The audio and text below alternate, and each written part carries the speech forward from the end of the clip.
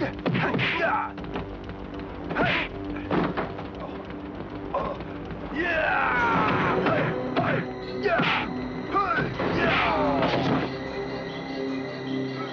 guys, it's Will. It's Hong Kong Cinema Appreciation Society. Welcome back to the Laundry Room. It's an exciting day. This is a Patreon Wicked early release video. So what do I mean by Wicked early release? This is something new I'm trying out, where I'm gonna do videos that I put up on Patreon super early. So this is not going to be like, oh, it's Monday, I'm putting it up on YouTube on Wednesday, right? Like right now I think it's late February. I'll probably put this video up maybe early March. It will not go public live on YouTube in probably like late April, early May. So it'll be sitting here on Patreon for quite a long time for people to check out before I put it up primarily on YouTube. And I got the idea for doing this from my patrons. So huge shout out and thank you, an enormous amount of appreciation to my patrons whose contributions allow me to buy the Blu-rays and the DVDs and stuff that I'm reviewing for this channel, which is the whole lifeblood of this channel. So this channel really wouldn't be what it is without those people. I put a poll up in there like, would you want totally exclusive content or early release? And some of the people responded that they would be fine with early release, because they don't want to, it's fine if it goes up on YouTube at some point, but it's nice that it lives for a bit in Patreon before it goes up on there. So here today to talk about Red Wolf. So this is going to be a movie review / DVD review. So I bought this movie just recently, this edition on eBay. It was $5, free shipping. I highly recommend that edition of that film. I'll talk about that more in a second. The reason I went and got that film is that Bobby Samuels is in it. So I loved the Skinny Tiger and Fatty Dragon Blu-ray release from Eureka Entertainment. And Bobby Samuels does a commentary track on that with Frank Zhang. And Bobby Samuels, he actually also did a commentary track on the release that I have right here of these other Sammo films, Warriors 2 and Prodigal Son.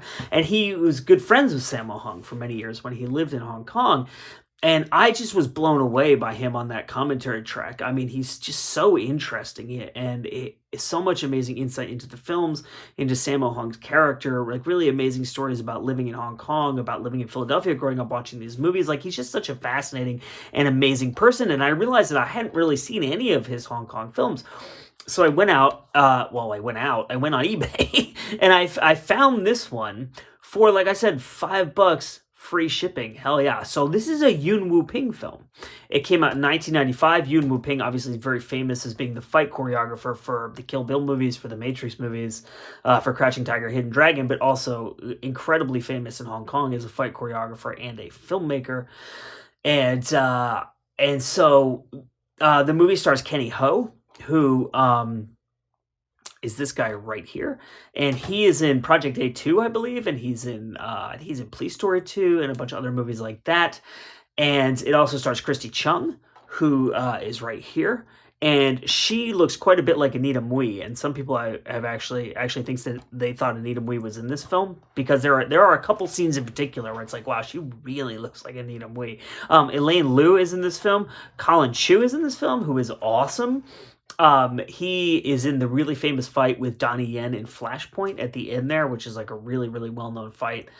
And he's in the Matrix sequels, right? Because he plays the character that they wanted Jet Li for, that Jet Li ended up not wanting to do the films.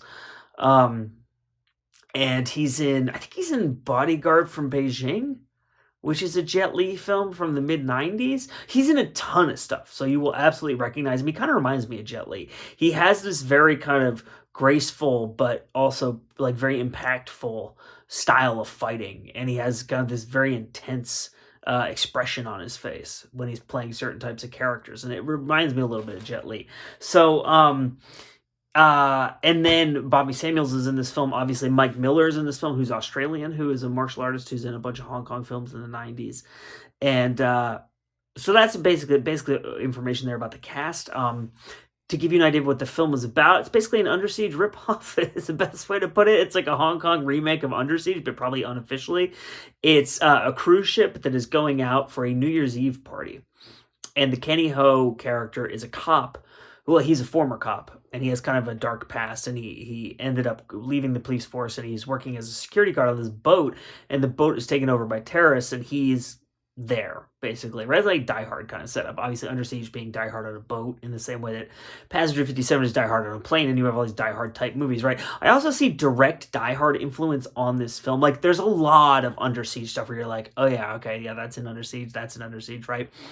But I do see direct Die Hard influence because it's a holiday movie, right? It's a New Year's Eve party, and in the same way that Die Hard is a Christmas party. And you also have, there are some similarities between the Christy Chung character and the Holly Gennaro character in Die Hard, in that they both have a secret, and it would be very bad if the bad guy figures out the secret, like that kind of thing. And there's also a lot of walkie-talkie stuff in this movie that reminded me of the, like there's that device where the bad guys are always communicating on the walkie-talkies in Die Hard, and then John McClane gets one of the walkie-talkies, and like there's kind of a walkie-talkie device in this movie that reminded me of Die Hard. But Christy Chung actually has a audio commentary on this release. This is a 2-disc release, by the way. This is like a serious release. I think that, so this is a legit release in the US, right, by Media Blasters, I believe, like Tokyo Shock.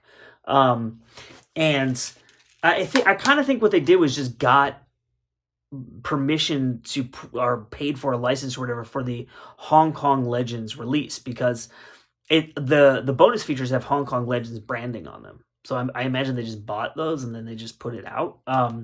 But it's a very good release, and I will talk about that in a second. So it's an Under Siege ripoff. The other thing that is worth mentioning is that Christy Chung says in her commentary here that she believes that her character was really largely inspired by the Goldie Hawn character in Bird on a Wire. If you've seen that film, that's a Mel Gibson / Goldie Hawn movie.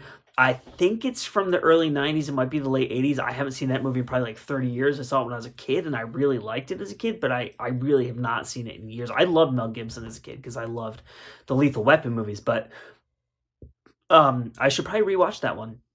So to give you kind of my impressions of this film, this is a really fun action movie. That's kind of basically it. That's all you need to know. Like, it's one of those 90s movies where it mixes martial arts and action, but it's a post-John Woo movie, right? And you can very clearly see that they're trying to tap into the popularity of that heroic bloodshed thing, like the bullet ballet, just like crazy, insane shootouts. But you have Yuen Woo-ping, who's like one of the greatest fight choreographers of all time. So you have awesome martial arts scenes and combat, like the fighting, hand-to-hand fighting and stuff like that.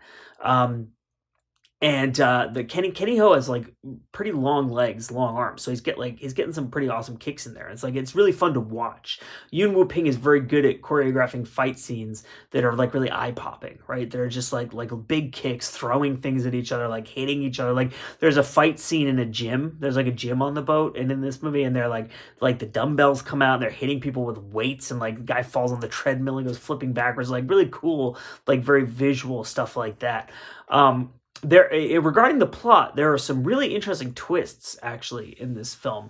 Maybe not twists is the right word for it, but there's stuff in this film. And again, remember, this is a Hong Kong movie, right? So they don't really have rules in the way that Hollywood movies have rules, where it's like, you can't do this, you can't do that, right? Like, you have an expectation when you watch a Hollywood film that certain characters will make it to the end, or certain things will transpire in a certain way that is safe and comfortable and just kind of turn your mind off entertainment. And this movie does not conform to that at all. This is very much a Hong Kong movie. Like, there's stuff that happens in this movie where you're like, holy shit, that would never happen in an American movie. Like, really violent stuff, really brutal stuff, like unexpected deaths, like that kind of, it keeps you on your toes in a really fun way. Amazing shootout action sequences and fight scenes. It does a really good job of balancing both of those. So I would say that, like, if you're a fan of John Woo type films, Chow Yun-fat type films, you'll really dig this film. If you're a fan of those like harder edge Jet Li, like martial arts action films, or even like the harder edge Jackie Sammo ones, I think you'll really like this. I also think that if you like movies like The Raid, which mixes martial arts and gunplay, and is very bloody, like, this is a pretty bloody movie, and it's a pretty brutal movie. This movie is a little dated, and it does have like the wire work that you would expect from Yuen Woo-ping, so it's not as grounded as a film like The Raid, in the fact that The Raid, I don't think they're doing wire work in that film at all, or like Tony Jaa's films. Like, you don't have that really kind of balletic sense of movement that you have with Yuen Woo-ping, who really likes wire work, right?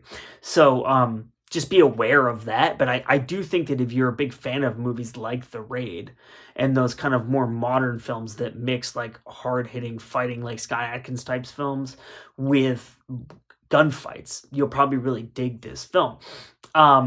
There's not much else to say other than that. Like, it's just really solid. Like, if you have, it's a pretty short film. This is like 88 minutes. So if you have 90 minutes free, like, it does a really good job, actually, of establishing space, character, relationships, and stuff within, like, the first 10, 20 minutes. And then it goes just ape shit with the action for basically the rest of the movie. So, like I said, if you're a big action fan, there's not much to dislike about this movie. It's just really solid entertainment. And this is a fantastic release. Like I said, I got this for $5 free shipping. If you can find this for like $10, 15, I don't know what, I know that some people have like, you know, caps for what they're willing to pay for a DVD, essentially being a dead format at this point, right? If you've moved on to Blu-ray, like, I don't know what you're willing to pay for a DVD, but like 10, 12 bucks, I wouldn't hesitate on this.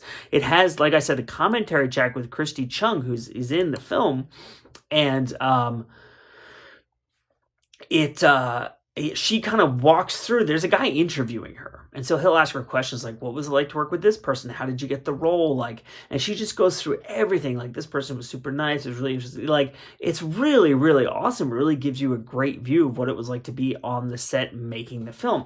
You then have on the bonus disc, which I believe is this one here, two major things. There's a featurette about Bobby Samuels, which was really exciting for me because he's the whole reason I bought this release, which I think is about 15 minutes long. And he kind of talks about his whole career. And he talks about how he was the only African-American member of the Hong Kong Stuntman's Union ever. He was the only one then, and there still hasn't been another one. And he talks about how, you know, like, to get into the union, you needed to have 3 established fight choreographers or stunt choreographers or whatever sign off on you, and he wasn't sure how he was going to do that. And then he got his role in Don't Give a Damn, the Sammo Hung film, and Sammo set up this whole stunt where he was going to like run and jump into a moving car, and it was all going to be shot in one shot. And Sammo's like, we can put a stunt double in for you, and Bobby's like, no, I'm going to do this, and you're going to sign my damn sheet, and they're going to let me in the Hong Kong Stuntman's Union. And I think he says that, you know, like, UBU was there, who obviously was an established stunt choreographer, fight choreographer. I think Lau Kar-wing maybe was there. And he did the stunt, and they were all like, wow, great job. And stuff. And he's like, sign my thing. And everyone signed off on him, and he got to join the union. Like, really cool stuff like that. He talks about what he was doing after he left Hong Kong, why he decided to leave Hong Kong after making films that he made there. Like this film, for instance, what it was like to work with Yuen Woo-ping. I will say that Bobby Samuels does get he's got an awesome scene where he's got an Uzi, and he just goes crazy with an Uzi. He plays drums in this movie too, which is cool to see. He's in like a band on the cruise ship, and he does get a fight scene, but I felt like he got a little shortchanged in the fight scene. Like, it's a really quick scene, and I wanted to see more fighting from him because I'm pretty sure he's a practitioner of Hung Gar, which is, you know, so Lau Kar-leung was like his like idol. He was like the guy he wanted to meet in Hong Kong and to work with, you know, because he was a very famous practitioner of Hung Gar from what I understand. And so I do think he could have gotten a bit of a longer fight scene, but all said and done, it was really cool to see him in this film, and it was really cool to see this movie. And the other thing that's on the bonus disc here is a stunt. It's like a stunt lecture. I'm not exactly sure what you would call it, with Colin Chu, I believe. And it's a stunt class, and it's like, I think it's like 40 minutes long, and it's like him in what kind of looks like a ballet studio with like the big mirrors and like the wooden floors, basically teaching stunts. It's really, really cool. You might learn some stuff from it. You might go out and make your own film on a cruise ship. Who knows? So this is just my review of this specific DVD edition of the Red Wolf, which, as like I said, was excellent and very much worth the $5 that I spent on it. And it's just a really fun movie. So if you're familiar, you know. If you're not, now you know. My name is Will, Hong Kong Cinema Appreciation Society. Big shout out to all our patrons on Patreon who enable me to buy releases like this. This is an early release video, like I said. And we'll see you next time.